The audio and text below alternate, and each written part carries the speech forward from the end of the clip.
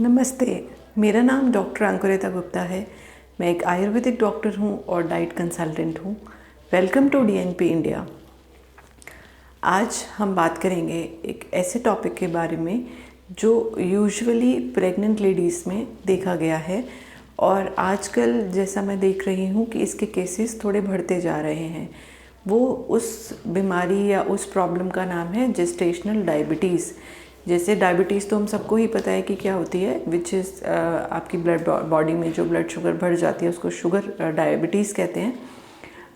अगर ये प्रोसेस, अगर आपकी जो शुगर है सपोज़ पहले ठीक थी और जैसे ही प्रेग्नेंट हुई कोई लेडी और उस दौरान अगर उसकी शुगर बढ़ गई तो उसको हम बोलते हैं जेस्टेशनल डायबिटीज़ मेलाइटस।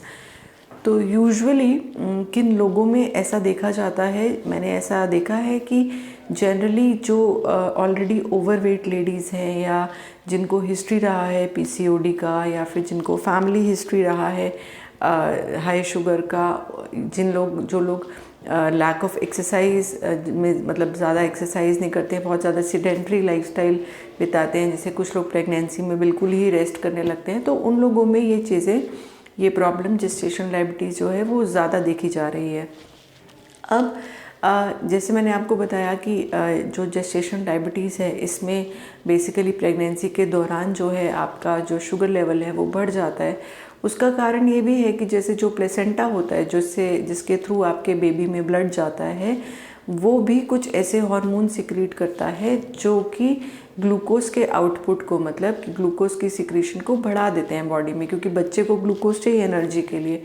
तो अगर इंसुलिन, जो आपकी बॉडी पेनक्रियाटिक सेल्स जो इंसुलिन बना रही है, अगर वो इंसुलिन उतनी मात्रा में ना बन पाए कि वो उस सारे ग्लूकोज को आपकी बॉडी में एसिमिलेट कर सके, तो आपकी बॉडी में ब्लड शुगर बढ़ जाता है और इसको हम जेस्टेशनल डायबिटीज़ कहते हैं। अब इससे मदर के साथ साथ बच्चे को भी रिस्क हो सकता है। जैसे बहुत सारे केसेस में हमने देखा है कि प्रीटर्म हो जाती है डिलीवरी, या बच्चे का बर्थ वेट जो है वो बहुत ज़्यादा हो जाता है। तो ये एक प्रॉब्लम है जो बच्चों में डिफेक्ट क्रिएट कर सकती है। इसलिए बहुत ज़रूरी है कि लेडीज़ को अपने शुगर लेवल का ध्यान रखना है प्रेगनेंसी के दौरान। अब हम इसको कैसे डायग्नोस करते हैं और इसका क्या ट्रीटमेंट है उस पर हम चर्चा करेंगे। तो बेसिकली एक टेस्ट होता है जिसको हम ग्लूकोज टॉलरेंस टेस्ट बोलते हैं, जिसमें around 50 grams to 75 grams of glucose female को लेने के लिए बोला जाता है और उसके 1 घंटे के बाद शुगर चेक किया जाता है। तो वो जो शुगर है वो विद इन रेंज आना चाहिए। अगर हम रैंडम शुगर की बात करें तो वो 140 से नीचे होनी चाहिए। फास्टिंग की बात करें तो वो अराउंड 95 और उससे नीचे होनी चाहिए। तो इसके थ्रू हम ये डायग्नोस कर सकते हैं। जनरली जो जेस्टेशनल डायबिटीज़ है या जो डायबिटीज़ ड्यूरिंग प्रेगनेंसी है वो 24 टू 28 वीक्स ऑफ प्रेगनेंसी के बीच में ही हम चेक करते हैं। तो during second half of the pregnancy it is diagnosed. Generally कई बार इसके कुछ खास सिम्टम्स नहीं होते हैं, बस जैसे लेडी कंप्लेंट करती है कि बहुत ज़्यादा भूख लग रही है, बहुत ज़्यादा यूरिन आ रहा है या बहुत ज़्यादा प्यास लग रही है, तो ये साइन जाता है कि हो सकता है कि उस फीमेल में शुगर डेवलप हो रही हो। कई बार ये ऑटोमेटिकली डिलीवरी के बाद ठीक हो जाती है, बट कई बार ये सस्टेन भी करती है फॉर द लॉन्गर टर्म। सो अपनी डाइट का ध्यान इसमें रखना बहुत ही ज़्यादा ज़रूरी है। इसका ट्रीटमेंट ही मैं कहूँगी कि करेक्शन ऑफ लाइफस्टाइल, करेक्ट आपका exercise and sleep pattern. So these 3 are the keys for correcting the problem of gestational diabetes.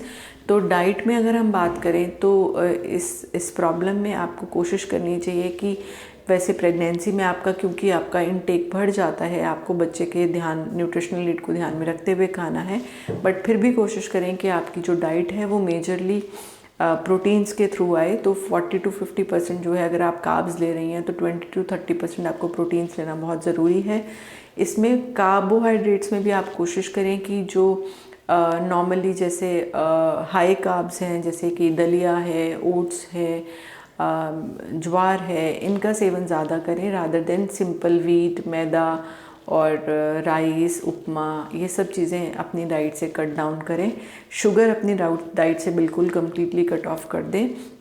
Protein अपनी डाइट में बढ़ाएं। प्रोटीन आपके बच्चे के बर्थ वेट के लिए भी बहुत ज़रूरी है और आपके स्वास्थ्य के लिए भी प्रोटीन बहुत अच्छा रहेगा। तो प्रोटीन अपनी डाइट में बढ़ाएं, जैसे कि दाल है, पनीर है, सोया है, एग है, इसका सेवन ज़्यादा करें।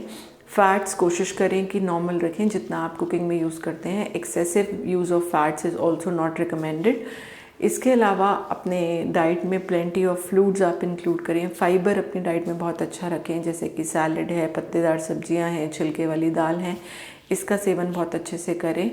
एंड इसके साथ साथ अपने आप को थोड़ा सा एक्टिव रखना बहुत ज़रूरी है। Sedentary lifestyle is a major reason behind this gestation diabetes. तो कोशिश करें अपना मूवमेंट सीडेंट्री ना रखकर अपने आप को एक्टिव रखें। वॉकिंग करें, जॉगिंग करें, अगर स्विमिंग परमिसिबल है तो स्विमिंग भी कर सकते हैं। मतलब नॉर्मली जो भी एक्टिविटी आप कंफर्टेबली कर पाएँ वो अपने रूटीन में ज़रूर इंक्लूड करें।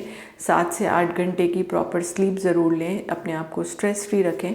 सो आई होप कि आपको इस प्रॉब्लम के बारे में, जेस्टेशनल डायबिटीज़ के बारे में थोड़ी अवेयरनेस मिली होगी।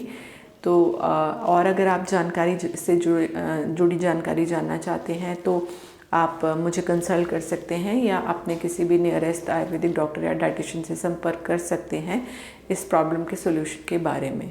तो इसमें अपना वेट आपको मेंटेन रखना बहुत ज़रूरी है, क्योंकि अगर ओवरवेट होता है तो ये प्रॉब्लम ज़्यादा देखी जाती है। तो कोशिश करें अपना मेंटेन विद इन रेंज रखें। यू कैन कॉन्टैक्ट एट आयुडाइट weight loss and wellness clinic and you can avail online consultations also with this with our clinic and with our platform. So stay connected. Thank you so much.